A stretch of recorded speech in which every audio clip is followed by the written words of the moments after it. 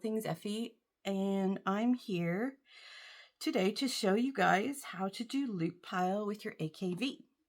So the first step is to just make sure that you completely understand what the cut pile looks like before we start moving into loop. So for cut pile, again, the machine's off, it's unplugged, and I'm just going to rotate this wheel, which is connected to the pulley inside, and we're just going to watch as these scissors come out and snip and come back. So that's the full cycle of the gun. So you can see when they're at the top point, right before they start to come back down, these scissors are closing into a nice little V so that it cuts. Okay, and basically there are two things that control the scissors on this machine.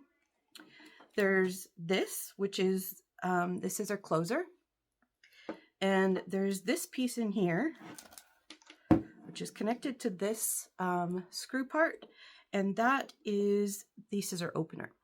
We're not going to touch the scissor opener at all right now. That you really should not be touching that unless you're doing a major modification to the gun. So what we are going to do is, as I always say, before you do any adjustments, you want to take measurements and photos and just ensure that you know where everything is so that if you muck up, you have something to go back to.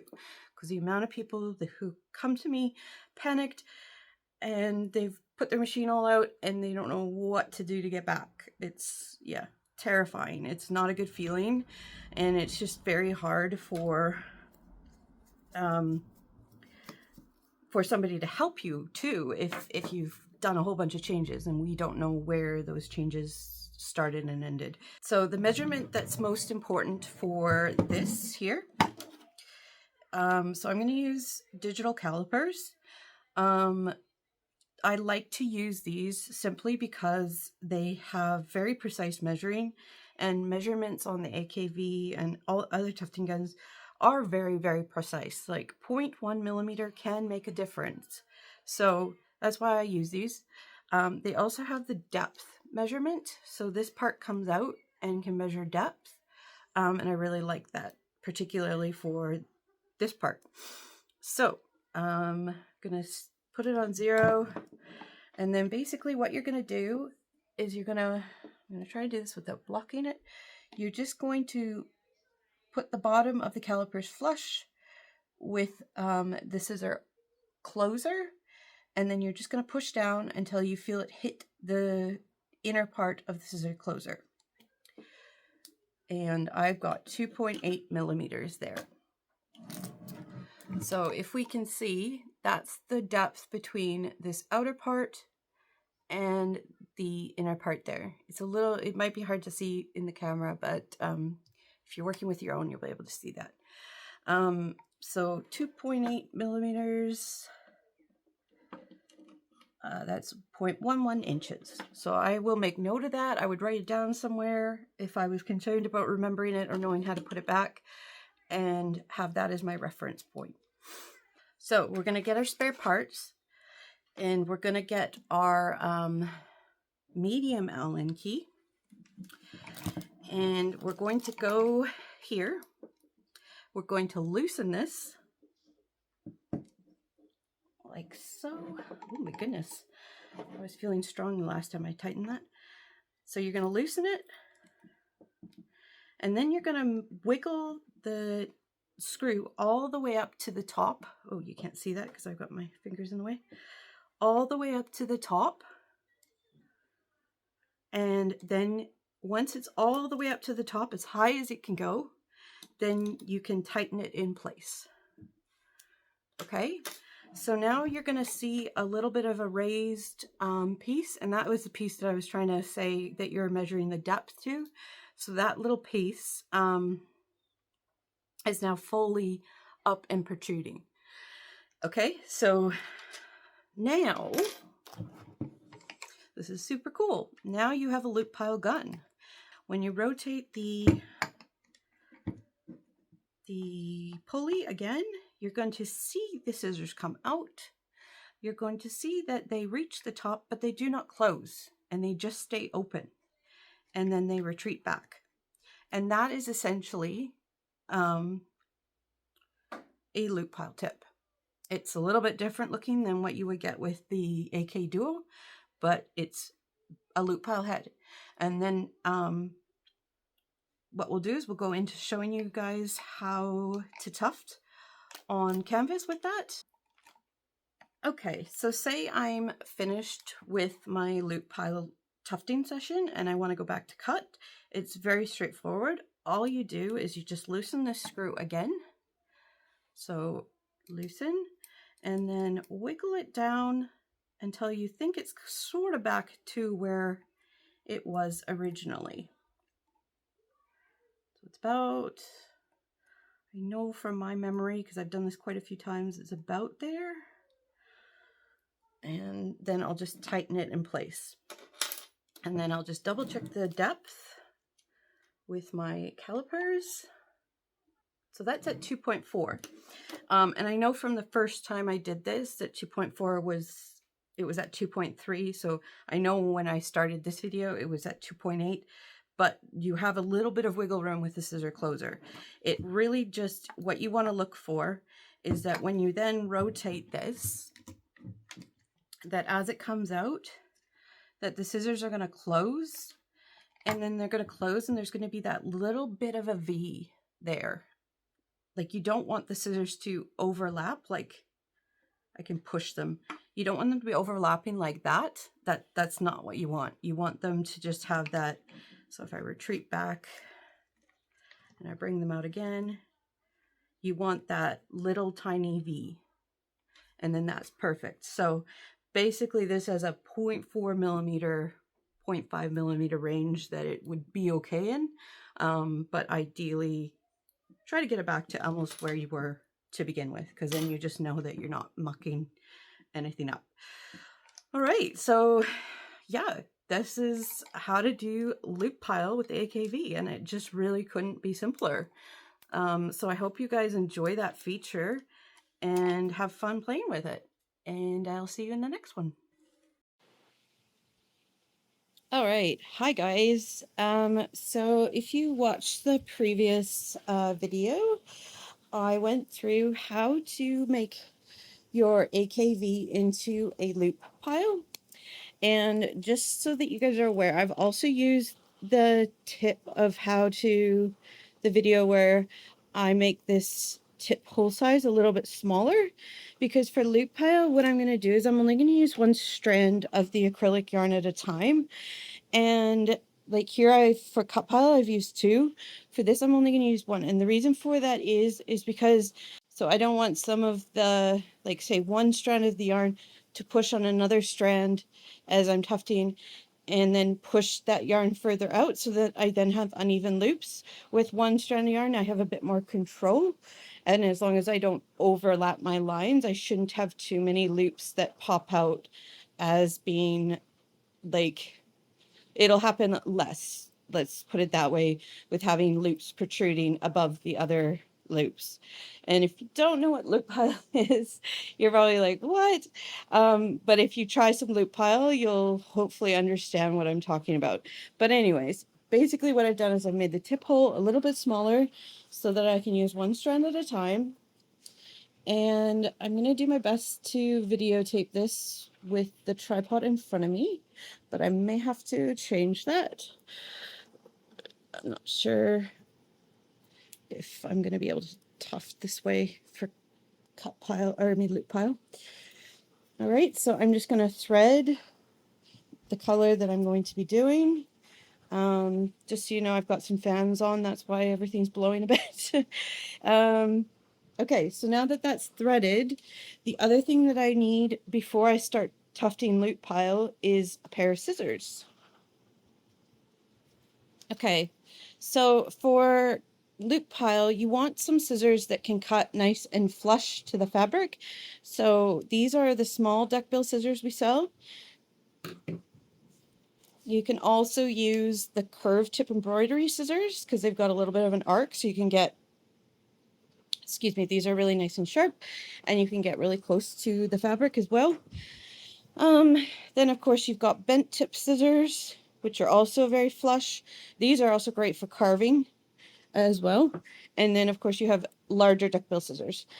Anyways, that's just a bit of an aside about scissors. All right, so we're on, and again, just to review, we're doing loop pile. We've adjusted the tip of the gun so that this one strand isn't going to fall out very easily. And we're just going to start tufting. So for tufting loop, as soon as you stop a line, you're going to have to cut. So you want to try and figure out ways that you can tuft continuously if you can get to that point. And go nice and slow so you get lots of loops in there.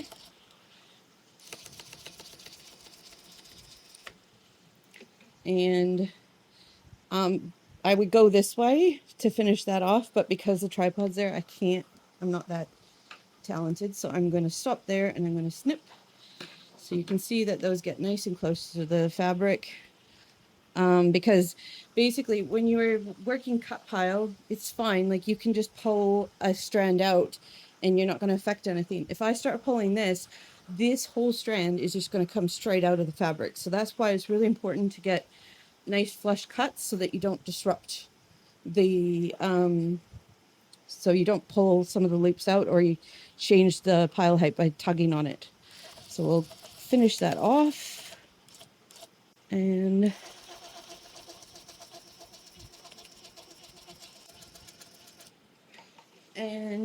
I will have to cut there. So your lines can be a bit closer together because not too close, because loops are more voluminous, right, than a cut pile, but you are also using one strand, so that's the other part. So the most common way of just tufting obviously is do a line, trim, but it's obviously I'm trying to do this entire side of the rug and loop, so that's going to take a long time. So I have basically been trying to do at least 3 lines at a time.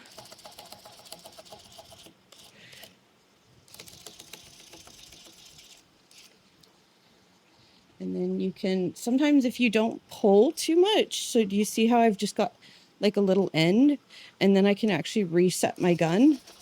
And as long as I trim that after, it's not going to be a problem. But yeah. So just like if you get to a corner and you just want to kind of move without restarting, it's, if you know how to punch needle, this will be a very comfortable, familiar process in comparison to if you're more of a tufter and you're just learning about loop pile. Punch needle is a manual way of doing loop pile rugs, the same way latch hooking is a way of doing cut pile rugs by hand. So I'm just going to keep going. And then,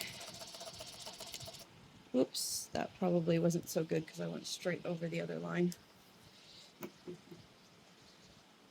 So that would be what we don't want, because we don't want to create some bubbles on the other side.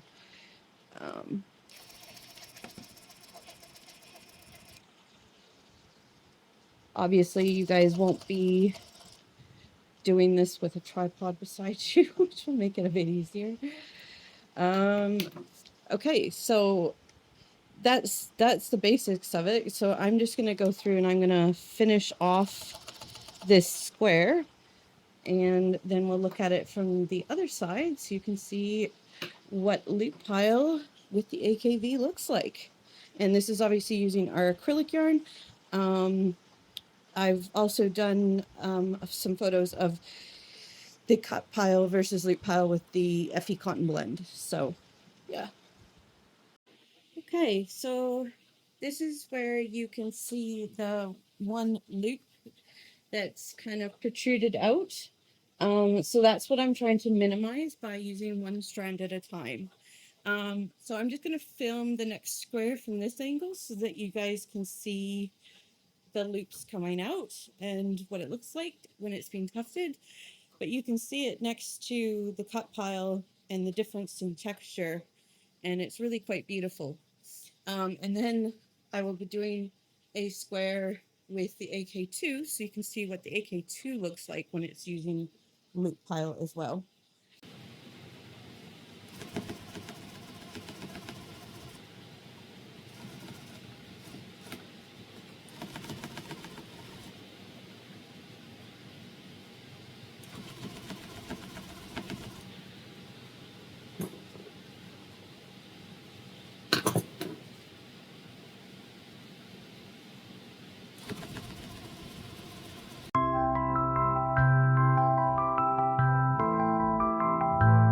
Because this is a lower pile height, I'm going to need to fill it in a little bit more, because you can see some gaps right here and here and here, and this is a little bit of a dirty part, so I'm just going to pull that out because I think that's from me not using the machine for a while.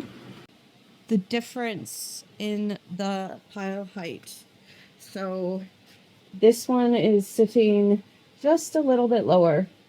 And obviously I could change the pile height of the AK2 so they were a bit fluffier, but it's just to show how similar the ability of these machines is. And if I do a quick depth measurement, so this is a bit hard to do because it's hard to know when you hit the cloth. That looks about right. So those are about 7.5, which is what I would expect from that. And then these are just a little bit longer. Actually quite a bit longer. So those are 14 millimeter loops. These ones. Around like 13, 14, and then these ones are, yeah, a much more doubly, and they're sitting about 7.5, 8. So that gives you an idea of the difference. And this is how this machine comes set, is to that 7.5 millimeter loops. But again, if you understand the mechanism for pile height adjustment, you can make those a little bit longer.